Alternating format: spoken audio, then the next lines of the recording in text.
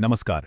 आज के इस खास विश्लेषण में हम इतिहास के एक ऐसे पन्ने को पलटेंगे जिसका सांस्कृतिक और आध्यात्मिक प्रभाव आज भी पूरी दुनिया में महसूस किया जाता है। हम बात कर रहे हैं सिखों के पांचवें गुरु गुरु अर्जन देव जी की। आज की इस चर्चा में हम उनके प्रेरणादायक जीवन, उनके स्मारकीय साहित्यिक योगदान और अंततः उनके सर्वोच्च बलिदान को गहराई से समझेंगे। चलिए इस ऐतिहासिक सफर की शुरुआत करते हैं। जरा सोचिए, जिस महापुरुष ने दुनिया को शांति, प्रेम और भाईचारे का पाठ पढ़ाने वाले एक महान पवित्र ग्रंथ का संकलन किया हो, वही आगे चलकर अपने ही धर्म के पहले महान शहीद कैसे बन गए? ये एक ऐसा ऐतिहासिक विरोधाभास है जो सीधा हमारा ध्यान खींचता है। शांति के इतने बड़े दूत को आखिर इतनी भयानक हिंसा का सामना क्यों करना पड़ा? आज हम इसी ऐतिहासिक गुत्थी को सुलझाएंगे और इस महान जीवन की जमीनी हकीकत को समझेंगे। तो शुरुआत करते हैं उनके प्रारंभिक जीवन और उन बुनियादों से जिन्होंने आगे चलकर एक बड़े बदलाव की नींव रखी। कहानी शुरू होती है 15 अप्रैल 1563 से, जब गोइंदवाल साहिब में गुरु रामदास जी और माता भानी जी के घर गुरु अर्जन देव जी का जन्म हुआ। 1579 में उनका विवाह हुआ। उनकी दूरदृष्टि देखिए, शुरू से ही उनका लक्ष्य था कि सिख संस्कृति और दर्शन हर घर तक पहुंचे। इसी कड़ी में 1590 में उन्होंने समाज सेवा की एक बहुत बड़ी मिसाल पेश करते हुए तरन तारण सरोवर का निर्माण करवाया। फिर आता है 1604 का वो ऐतिहासिक वर्ष जब उन्होंने महान श्री गुरु ग्रंथ साहब जी का संपादन पूरा किया, और अंत में 1606 में लाहौर में उनकी शहादत हुई। ये महज कुछ तारीखें नहीं हैं, बल्कि एक निस्वार्थ और महान जीवन यात्रा के सबसे अहम पड़ाव हैं। समाज सेवा और दरबार की व्यवस्था को सुदृढ़ करने के साथ साथ वो एक प्रकांड विद्वान भी थे, और उनका सबसे बड़ा आध्यात्मिक योगदान था श्री गुरु ग्रंथ साहिब जी का संकलन।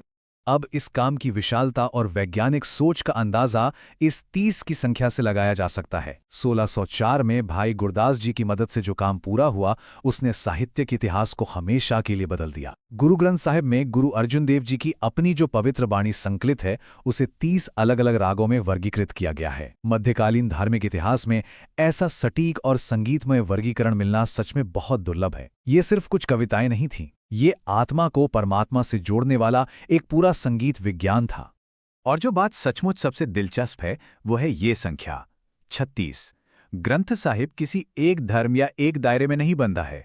गुरुजी ने बिना किसी भेदभाव के 36 अलग अलग महान वाणीकारों, संतों और भक्तों की वाणियों को इसमें शामिल किया। ये अपने समय का सबसे बड़ा, सर्वसमावेशी या कहें कि सबको साथ लेकर चलने वाला ग्रंथ था।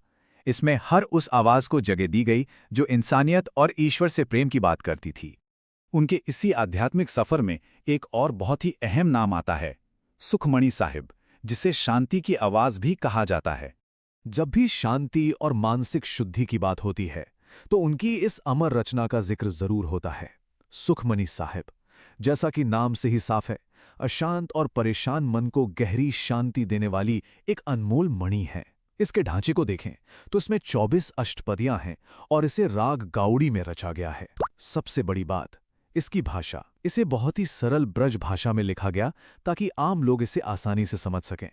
इसका पूरा जोर ध्यान, नाम सुमिरन, सेवा और अंदरूनी शांति पर है। यह हमें बताती है कि सच्चा सुख बाहर की चीजों में नहीं, बल्कि हमारे मन के भीतर है। उनके इस पूरे दर्शन का सार अगर देखना हो तो इस एक पंक्ति में नजर आ जाता है, सुखमणि सुख अमृत प्रभु नामो, भगत जनान के मन विश्रामो। इसका सीधा सा अर्थ है कि प्रभु का नाम ही असली अमृत है, जो भक्तों के मन को सुकून और विश्राम देता है। अब इस रचनात्मक और आध्यात्मिक ऊंचाई के बाद इस ऐतिहासिक यात्रा में एक बहुत बड़ा और गंभीर मोड़ आता है, और ये मोड़ था विचारधाराओं के टकराव का। गुरुजी के बढ़ते प्रभाव पर जब शाही दरबार की प्रतिक्रिया आनी शुरू हुई, गुरुजी के निस्वार्थ सामाजिक कार्य और ग्रंथ साहिब का संकलन मुगल शासकों की नजरों में आ चुका था। ऐतिहासिक दस्तावेजों में हमें दो बिल्कुल अलग नजरिए देखने को मिलते हैं। एक तरफ सम्राट अकबर थे। जब कुछ लोगों ने ग्रंथ साहिब के खिलाफ शिकायत की तो अकबर ने इस ग्रंथ की महानता को समझा और पूरे सम्मान के साथ भाई गुरदास और बाबा बुड्ढा जी के माध्यम से 51 सोने की मोहरें भेंट की। वहीं दूसरी ओर तस्वीर का दूसरा पहलू देखिए, सम्राट जहांगीर। जहांगीर का दृष्टिकोण एकदम अलग और असहिष्णु था। ऐतिहासिक स्रोतों के मुताबिक उसे गुरुजी के सामाजिक कार्य बिल्कुल पसंद नहीं है। ऊपर से शहजादा खुसरो को शरण देने की अफवाहों ने आग में घी का काम किया। नतीजा ये हुआ कि 28 अप्रैल 1606 को जहांगीर ने गुरुजी की गिरफ्तारी का आदेश दे दिया। शासकों की विचारधाराओं के इसी अंतर ने इतिहास की दिशा बदल दी। और यहां से शुरू होता है असहिष्णुता और शहादत का वो दौर, जिसे लाहौर का सबसे दुखद अध्याय कहा जा सकता है। जहांगीर के आदेश के बाद के घटनाक्रम रूह कांपा देने वाले हैं।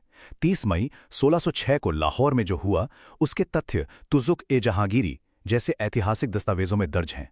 गुरुजी को मुर्तज़ा खान के हवाले कर दिया गया और उनका घर-बार लूट लिया गया। इसके बाद भयंकर शारीरिक यातनाओं का वो दौर शुरू हुआ जिसकी कल्पना भी खौफनाक है। उन्हें तपते हुए लोहे के तवे पर बैठाया गया, उनके ऊपर जलती हुई रेत डाली गई। लेकिन इन सब के बीच जो बात सबसे ज्यादा अचंभित करती है, वो है उनका आचरण। इतनी अमानवीय यातनाओं के बीच भी वो पूरी तरह से शांत, सौम्य और अडिग रहे। उनकी असीम सहनशीलता और ईश्वर के प्रति पूर्ण समर्पण की सबसे बड़ी मिसाल है उनकी अंतिम प्रार्थना। जब शरीर बुरी तरह झुलस रहा था, तब भी उनके मुख से बस यही निकला, तेरा किया मीठा लागे, हरि नाम पदार्थ नानक मांगे। जिसका अर्थ है, हे ईश्वर, तेरा किया हुआ हर काम मुझे मीठा लग रहा है, मैं तो बस तेरे नाम का ही आकांक्षी हूं।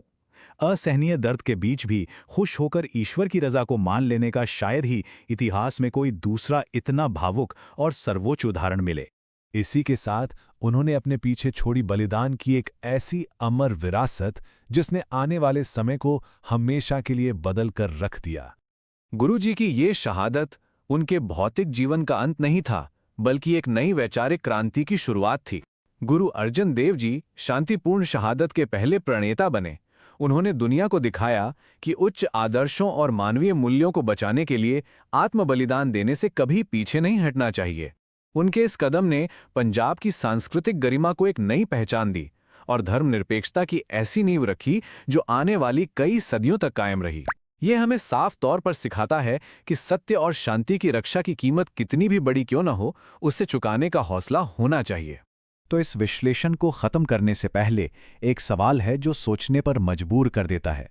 चरम हिंसा का जवाब परम शांति से देने के लिए आखिर किस असीम आध्यात्मिक शक्ति और धैर्य की जरूरत होती होगी? ये एक ऐसा सवाल है जो हमें खुद अपने भीतर झांकने का मौका देता है। ऐसे सार्वभौमिक मूल्यों को बनाए रखने की शक्ति कोई साधारण शक्ति नहीं हो सकती। आज के इस विश्लेषण में बस इतना ही। इतिहास से मिलने वाली इस गहरी सीख पर जरूर विचार कीजिएगा।